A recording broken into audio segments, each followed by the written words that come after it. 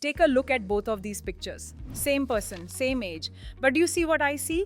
One side looks tired, puffy, almost swollen. The other, sharp jawline, glowing skin, that fresh, healthy look we all want. And no, this isn't Photoshop or some filter. I'm not gonna teach you that. But I'll tell you how one hormone takes over your body and makes you look like these two versions of you. I'm talking about cortisol, yes. And here's what nobody tells you. If your cortisol rhythm is off, your face is not the only thing changing. But your metabolism is slowing down, your energy is crashing, and your body is literally aging faster than it should.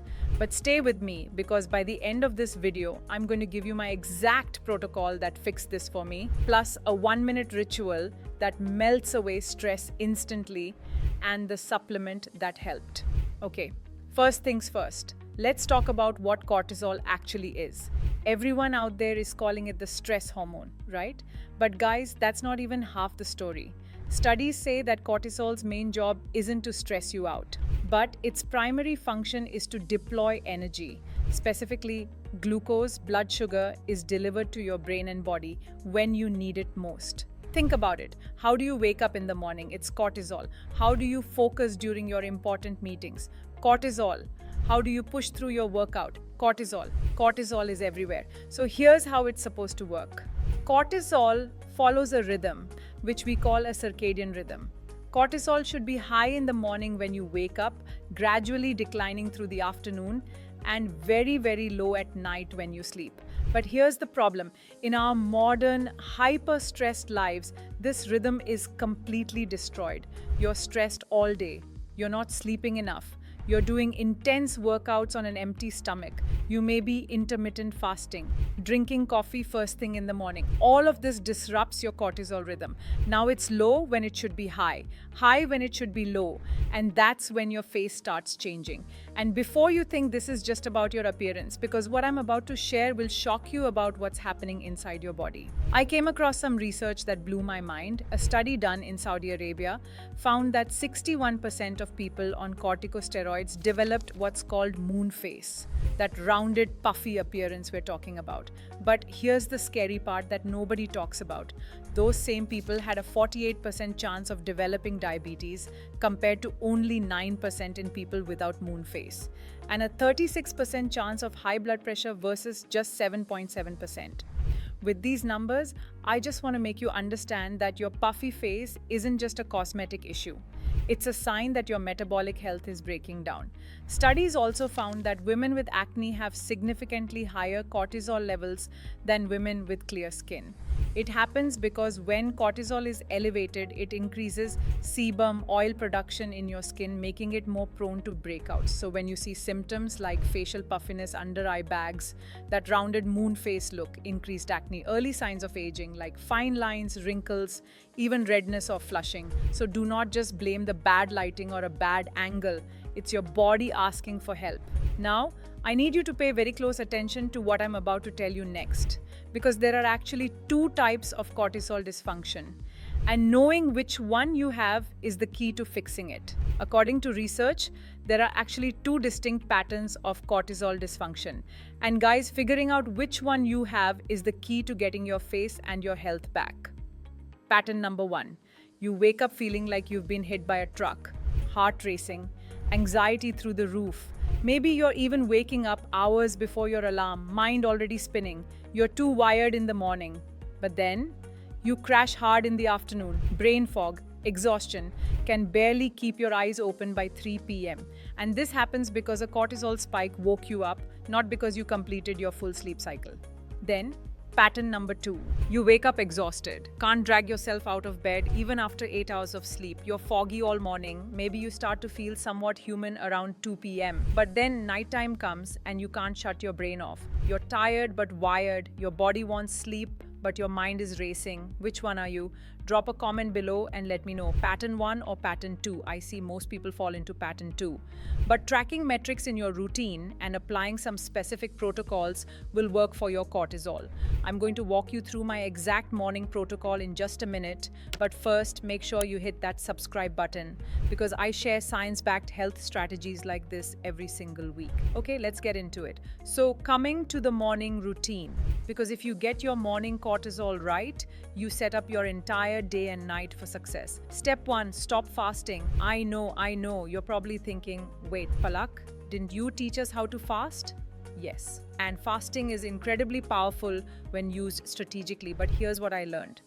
After a certain age, especially after 35, fasting becomes a stressor to your body.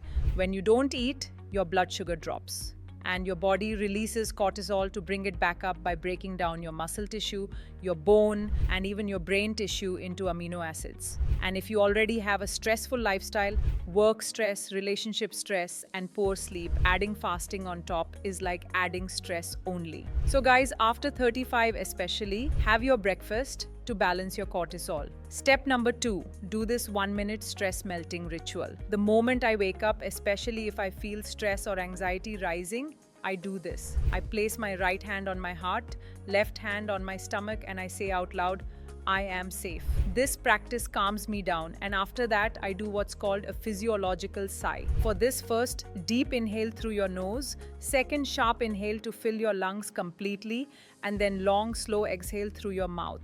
This isn't woo-woo, guys. This activates your parasympathetic nervous system, your body's rest and digest mode, and it lowers cortisol almost immediately.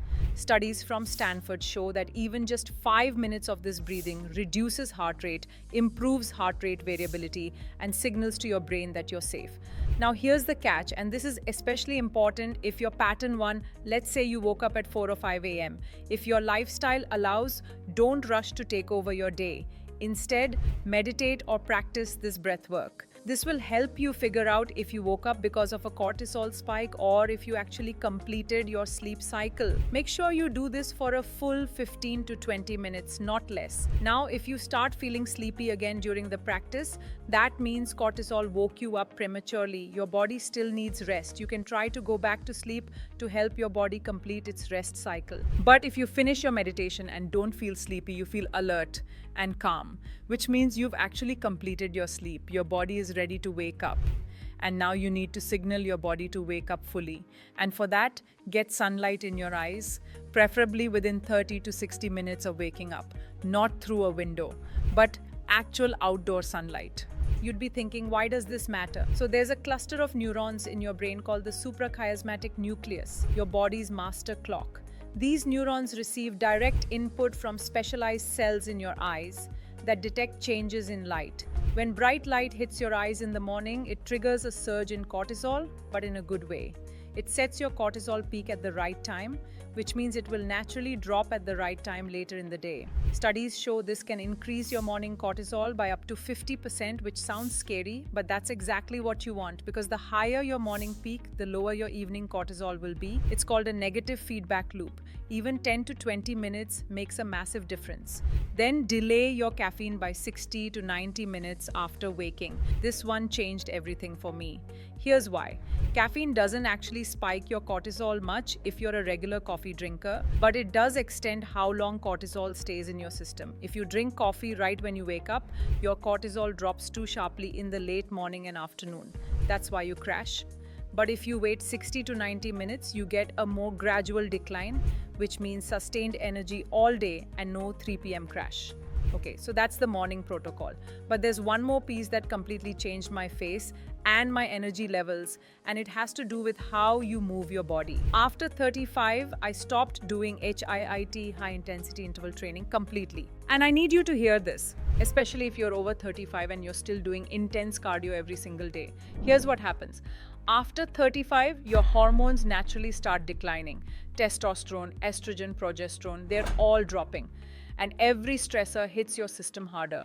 Studies show that very intense exercise can triple or even increase your cortisol levels by 4 times. So, if you're doing high intensity interval training every day, or long distance running, or indoor cycling under bright lights with pounding music, you're telling your body you're in danger or survival mode. And your cortisol stays elevated for hours afterward. So, here's what I do now: slow, controlled weightlifting. And in the gym, I don't listen to high energy music anymore. I listen to podcasts, healing frequencies, 528 hertz music, sometimes just silence. The goal is to strengthen my body while keeping my nervous system calm. Walking outside for 30 to 45 minutes is one of the most effective ways to lower cortisol without creating more stress. I also do face yoga and morning lymphatic drainage massage. Gentle massage activates your vagus nerve, the main nerve that controls your relaxation response. Now comes food. I was doing low carb for years, high protein and minimal carbs. But here's the problem: when you restrict carbs for too long, your blood sugar drops. Your body releases cortisol to bring it back up by breaking down your muscle tissue. This is called gluconeogenesis. You're forcing your body into emergency mode. Before workout, I take simple carbs for quick energy, a date or a banana. And after a workout, complex carbs to replenish. You can take sweet potatoes or a small bowl of white rice. They literally calm your stress response. Your cortisol rhythm is controlled by light. And here's the problem: after sunset, your brain becomes extremely sensitive to artificial light. Even your phone screen can spike cortisol and kill your melatonin. So here's what you should do: 2 to 3 hours before bed, dim the lights, use red or amber bulbs, keep lights below eye level and not overhead. I use blue light blocking glasses if I'm working late. And after sunset, keep your phone on night shift or warm mode, and do not have coffee after 3 p.m. Let me share my favorite supplement with you that took my cortisol control to the next level. It's ashwagandha. This is one of the most researched supplements with backing by 276 clinical studies saying that 300 to 600 milligrams daily for 8 weeks can reduce cortisol by up to 27%. Not all ashwagandha supplements are safe. There have been reports of contaminated ashwagandha products on the market, so you need to be very careful about where you source it from. You can try My Duties Anxiety Supplement. It's free from toxins and combines ashwagandha with holy basil extract, which is a powerful adaptogen that calms your nervous system without making you drowsy. This combination addresses cortisol from multiple angles with adaptogenic herbs to help your body adapt to stress, calms neurotransmitters, and promotes relaxation to keep you calm and focused. So try this and your cortisol and jawline will start coming to their place. Your face is the least important part of this story. Chronic high cortisol is linked to diabetes, high blood pressure, weakened immunity, muscle loss, accelerated aging. Your face changing is just your body's way of waving a red flag. Your cortisol rhythm isn't broken forever. It's just been hijacked by modern life, constant stress, artificial light, processed food, and overtraining. When you bring it back into alignment, high in the morning, low at night, everything changes. So tell me in the comments below, which protocol are you going to start with? And if you want more science-backed health content like this, protocols you can actually use, hit that subscribe button and turn on notifications so you never miss a video. Remember, small, consistent changes compound over time. You just need to start. I'll see you in the next one.